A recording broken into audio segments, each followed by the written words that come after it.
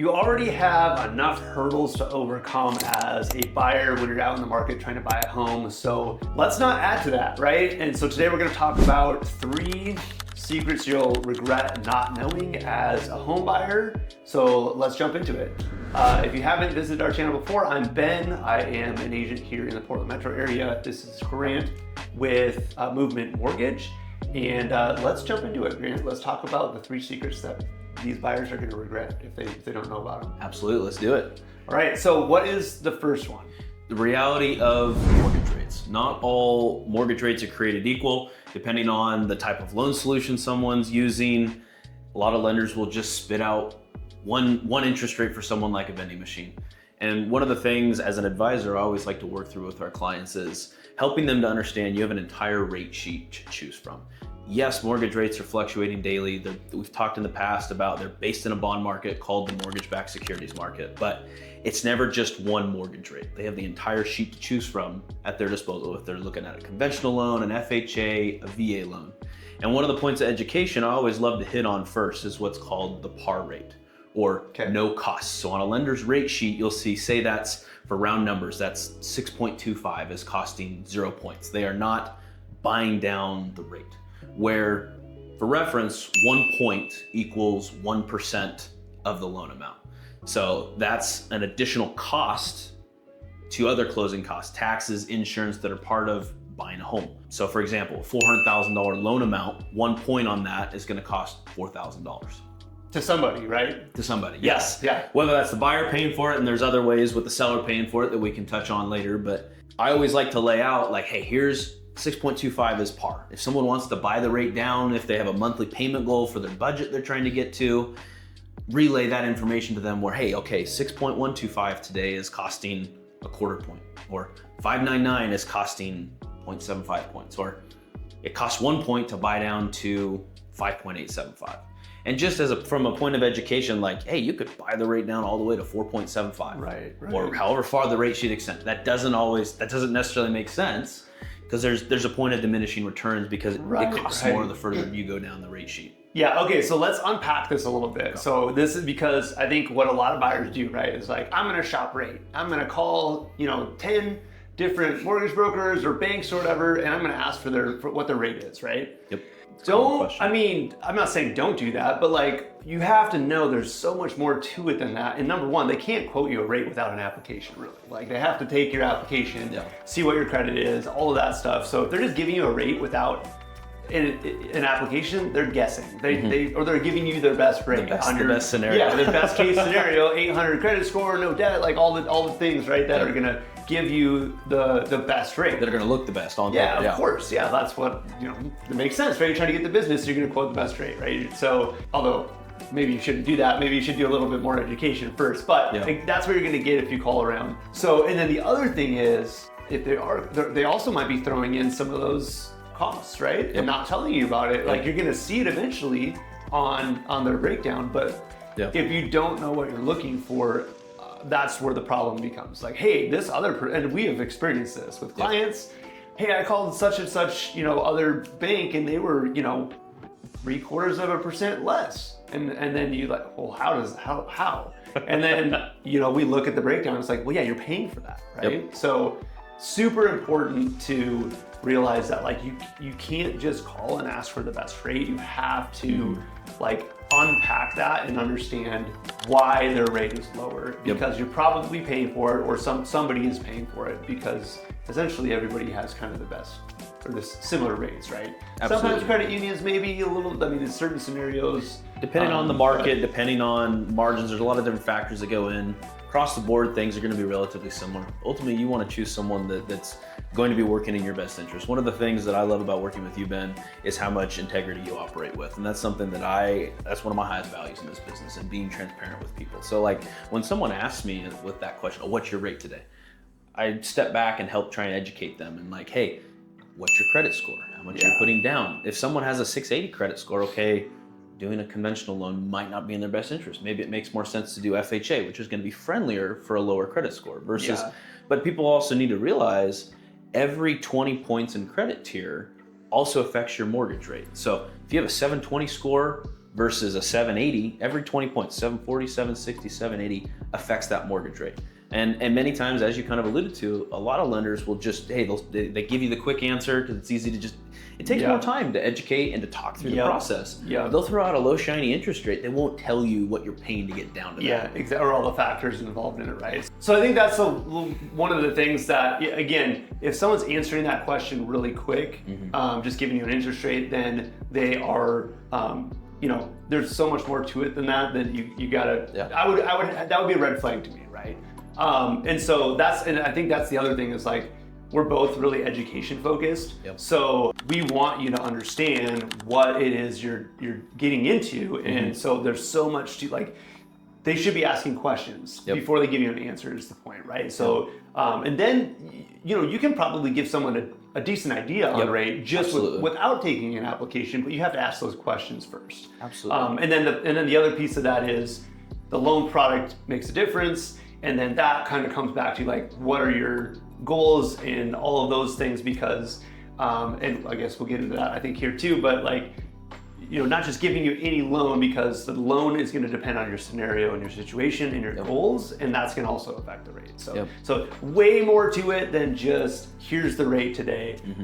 And so I think I think we beat that horse a little bit, right? So that's make sure that when you're shopping rate, go ahead, make calls, but make sure your people are asking questions, they're educating you, you're understanding what that rate, what's behind that rate, and why that rate is what it is. And the last thing on that topic, Ben, that's something that I always try and share with borrowers as well and prospective clients is we are a direct lender. So we have a few more tools in our toolbox than a typical bank or credit union does. Where we have not only in-house loans, what we do, but we also have 180 to 185 different lenders and options to secure best case pricing for people. And we're getting that through every single morning. But more than anything, I want people to know you have options on the rate sheet. It's never just, hey, here's your rate. It's like you have this whole rate sheet at your disposal. You have a choice. So that's something I will always, working through with someone, I'll give them 2 or 3 options so they can pick and choose what works best for their situation. Absolutely. Yeah, that's great. Okay, let's talk about the next one on the list here, which is pre-approvals. Let's talk about that a little bit, because pre-approvals, a pre-approval, right? If I get it from you, if I get it from somebody down the street, if I call, maybe I shouldn't name actual names of companies, but one of the online places or whatever, hey, they give me an approval. It's good, right? Is that true? Not always the case, unfortunately. Okay. I wish it were, but many times a pre-approval or pre-qualification letter from different entities is not the same as, so for instance, when we issue a pre-approval letter, that is my stamp of approval that I have done my due diligence and they are approved. A lot of lenders, unfortunately, that pre-qualification letter is just a piece of paper to them. It's like they'll take an application or they'll pull credit and say, here you go. And when I say you are good to go, I have vetted this out. I'm not throwing it in underwriting and hoping it sticks. Far too many lenders will for speed and for efficiency, try and throw something against the wall in underwriting and hope it sticks. And that's not how we do business. That's not how we support our referral partners, but we also want to set our clients and all parties to the transaction, listing agent, buyer's agent, we want them to be set up for success when they know they get a pre-approval letter from me. When our buyer submits an offer and I call that listing agent, they know that buyer's good to go. Yep. And that's honestly the first thing on a listing that I will ask. I will call, okay, great, I've got a pre-approval letter. What does this mean? Is this how solid is it worth the paper it's printed on, or the digital paper that it's printed on or whatever, but or is it actually good, right? And so that'll be the phone call. I'm like, oh yeah, like they called us and we took an application. Okay, that doesn't help me at all. Like it's something. Not a huge vote of confidence. So they told me stuff and I believed them, and that's what I based it on, right? Like that doesn't, okay. But so what I want to hear is, oh yeah, we've collected docs from them, or they've gone through, the pre-underwriting or something like to where they've actually vetted. We've checked credit, we've vetted documentation.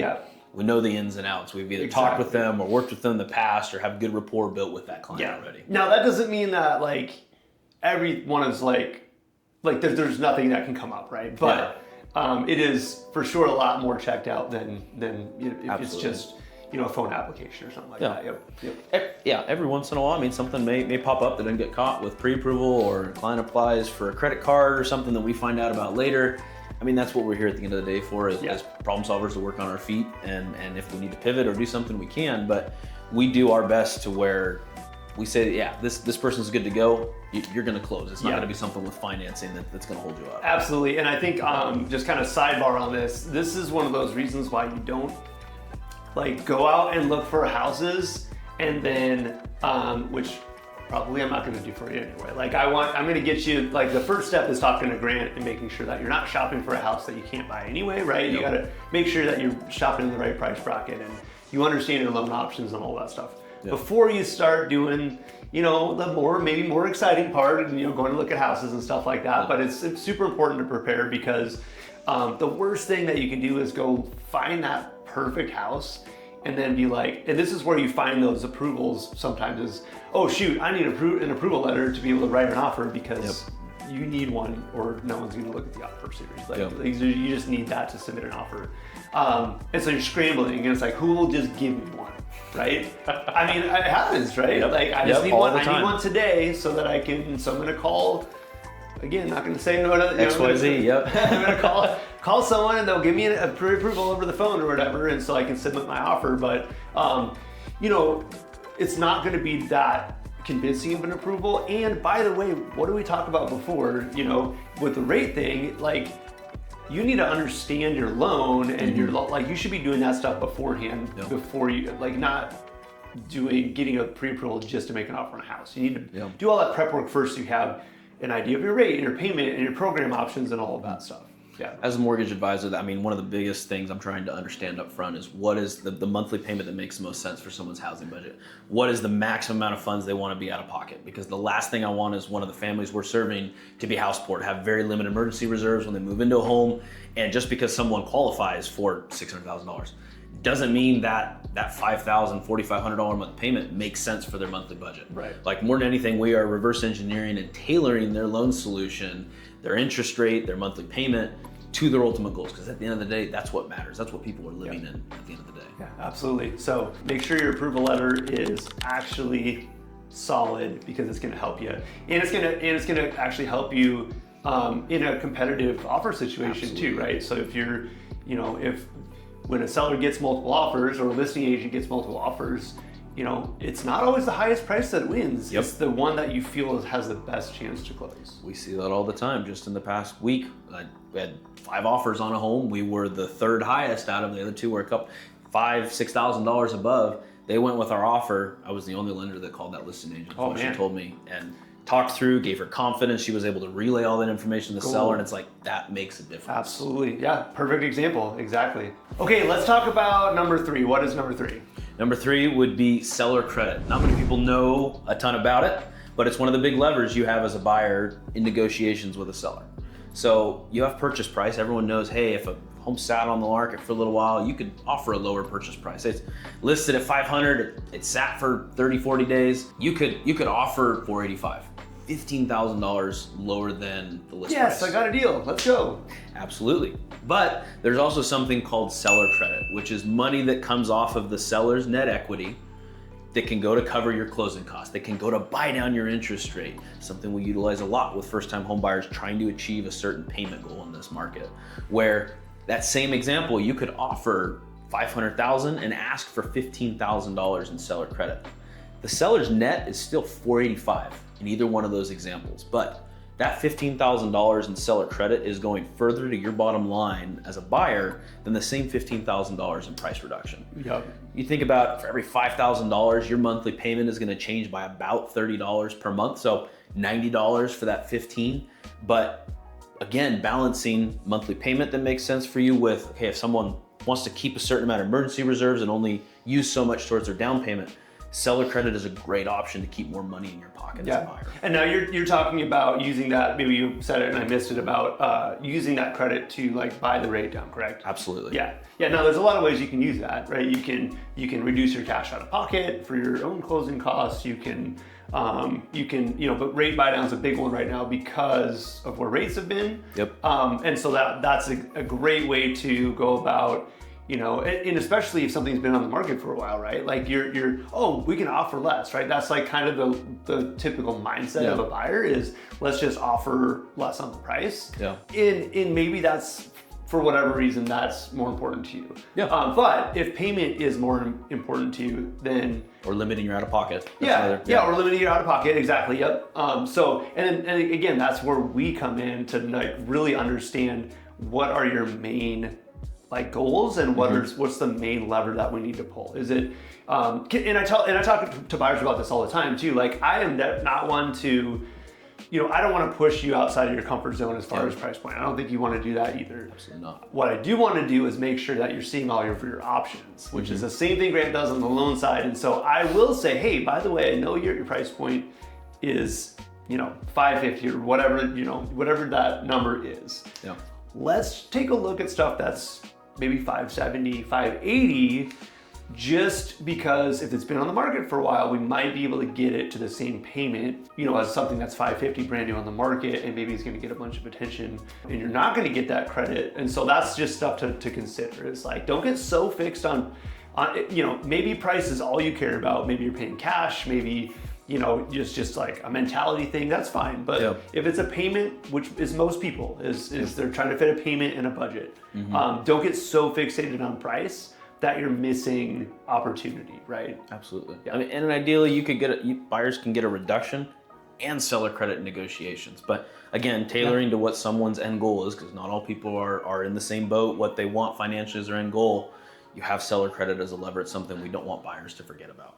Yeah, awesome. That's great. Okay, there you go. 3 secrets that you'll regret not knowing, but now you know them. So now you can go use those to your advantage. Grant and I are, of course, here to help you in any way that we can. We'd love to get involved early in the process so we can make sure that you have that education process and know your options and can get prepared. And even if you're not ready to buy today, even if you don't know, like we love that as well, and getting involved and giving you that roadmap to get from where you are to where you're trying to go. And maybe that's next week, maybe that's 6 months from now, maybe it's a year from now, but you know, we want to help you get there. So we are in this for the long run. But yeah, glad to help you along the way when the time is right for you. Awesome. Yep, appreciate it. Give us a call if we can help.